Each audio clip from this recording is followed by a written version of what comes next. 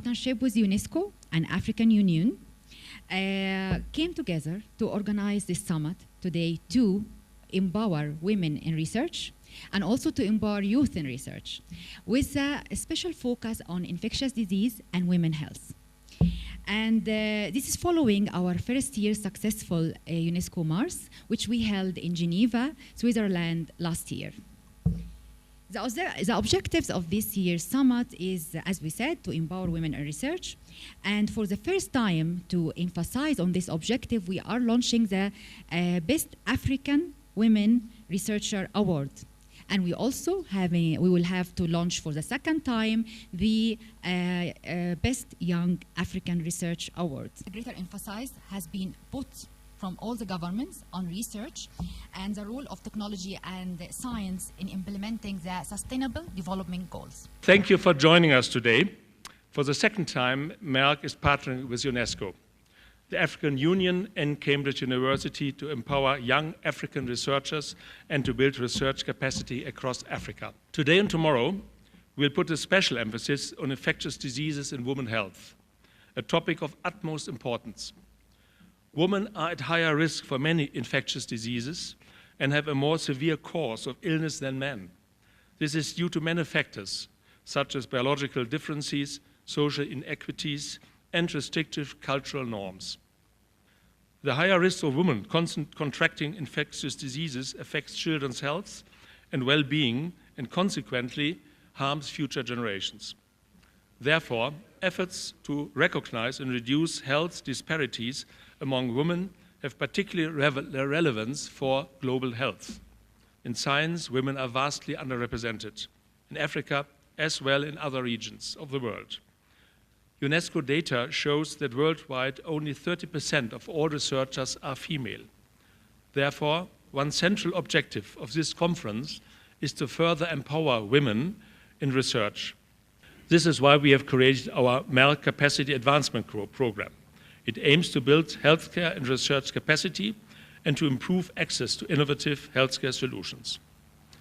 It is now clear that lack of science, technology, and innovation capacity has hindered the attainment of several of the Millennium Development Goals which we just completed before 2015. There are two key areas which must be addressed now to achieve the Sustainable Development Goals. First, the lack of local capacity to perform high-quality research on neglected health needs. And secondly, the ineffectiveness of current mechanisms for transferring research into health solutions, which can be disseminated to those most in need. The changing health agenda raises new, global and interconnected challenges which cannot simply be overcome if the public and private sector remain separate. Fully functioning health systems require collaborations that sort of UNESCO and the Merck Group are currently undertaking. The private sector provides enormous employment opportunities globally. Besides medical professionals, this industry continuously creates demand for thousands of scientists and researchers, clinical technicians, ICT professionals, sales and marketing staff, as well as health insurance providers, among many other opportunities. A key part of UNESCO's mandate is the promotion of gender equality in science and everything else. Enabling women to train as researchers, scientists, or other research personnel is crucial in countries with shortages of these professionals.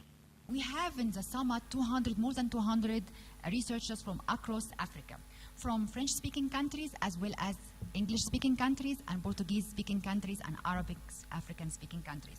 We have from Senegal, Rwanda, Gabon, Benin, Congo, Cameroon, Gambia, Burkina Faso, Morocco, Niger, and Burundi.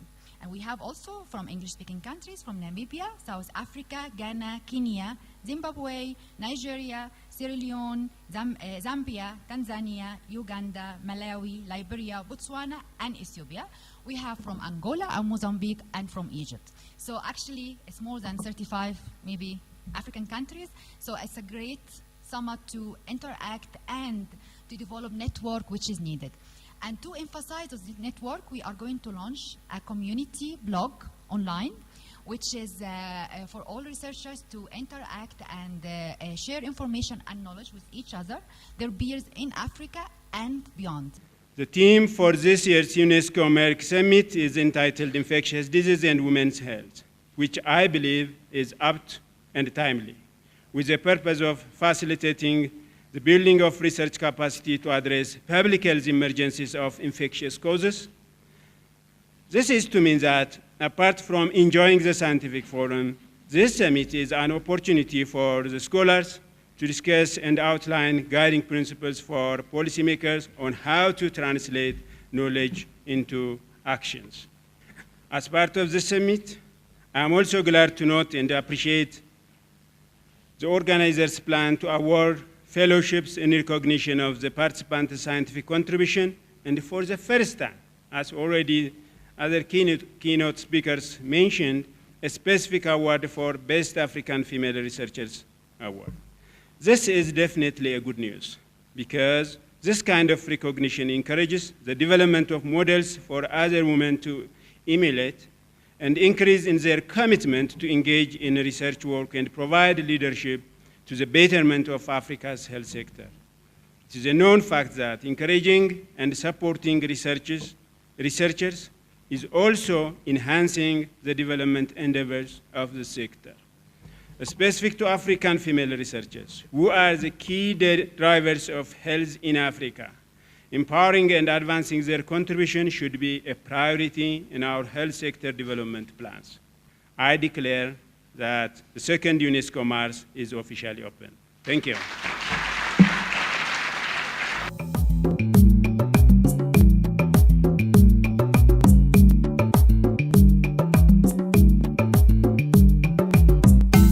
Industry has got money. I told you we spent 1.7 billion on R&D work alone last year, and we do this every year increasingly because R&D is very, very expensive.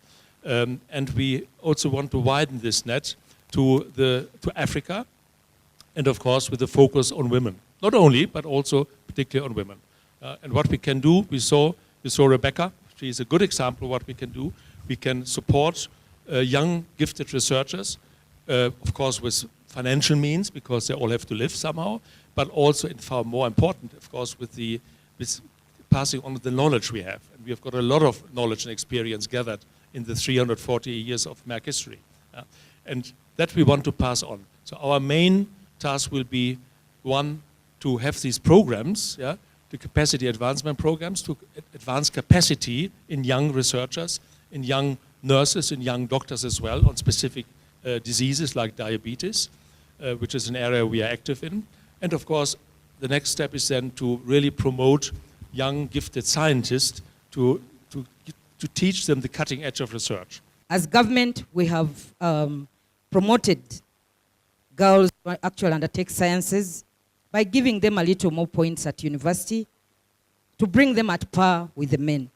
We have about 120 doctors qualifying annually from just one university, the oldest university, that is Makerere College, Makerere University.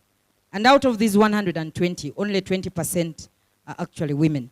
But you find that, unfortunately, the women that qualify, because of the various tasks that women must undertake in their life. You are a mother, you have to balance work, and sometimes it's also difficult for them to engage in research. So this has, in a way, reduced the number of women researchers, but we've come up with specifically a fund, the SFF, to promote women. It's the Female Scholarship Fund, to actually promote women researchers, and of course, there are also other interventions. Merck, qui est quand même qui est une industrie de fabrication de médicaments qui aujourd'hui s'intéresse à la santé des groupes les plus vulnérables. Et j'ai nommé les femmes et les enfants. Vous savez, au Niger a l'un des taux de fécondité le plus élevé au monde. Quand on a fait la moyenne, chaque femme au Niger a à peu près 7 enfants et demi. The main cause of this problem, which is infertility in Africa, is due to untreated infectious diseases and due to lack of research in that department. One couple every 4 couples in Africa are suffering from infertility, while 85% and more can be prevented because it's due to untreated infectious diseases. Thanks to Merck and UNESCO for partnering with countries and empowering women in research. I want to congratulate all of the women in this room today who are standing toe to toe with their male counterparts and wanting to go into the field of research. By empowering women, you are empowering your community, you are empowering your country, you are empowering the world at large. It is often said that if you want something said, ask a man. But if you want something done, ask a woman. So let us continue to empower the women so that we can have more women researchers. Esas dificultades que hacen que las chicas lleguen como empiezan, en pie de igualdad con los chicos a la universidad, es precisamente lo que les acabo de comentar. Cuando se embarazan, ya saben que el embarazo es no solamente un riesgo, sino que si la matrícula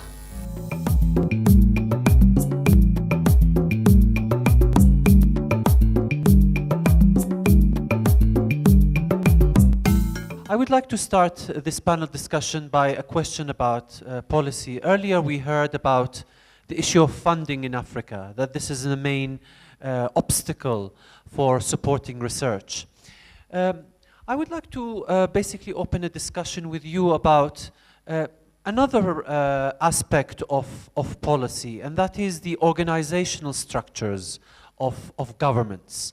What is your view on the organizational structures that support scientific research? As a country, the government has started to expand its higher education platform. When I was a college student, we had only 2 universities in this country of 100 million. But right now, we have 44 public universities. Our universities are, thank you. Our universities are the primary centers where we conduct research of any sector. But one of the challenges we face as a country is, probably which is the case in many other African countries, is funding first, and the skilled and trained human resource second, and infrastructure third, and fourth is the research culture. In Sierra Leone, it's more empowerment to women because the new ethics committee we have is actually headed by Dr. Aisha Ibrahim Fofana. So women are not sitting down anymore. We are moving forward because we need to change things that is happening in Africa. Sierra Leone, actually, for a research to be effective, you have to take into consideration that the level of illiteracy is high.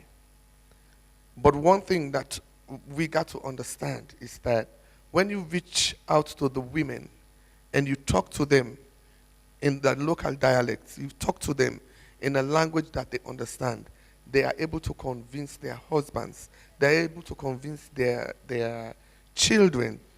So we put everything in place for researches to be done. We have to reach the common people. We have to reach the communities.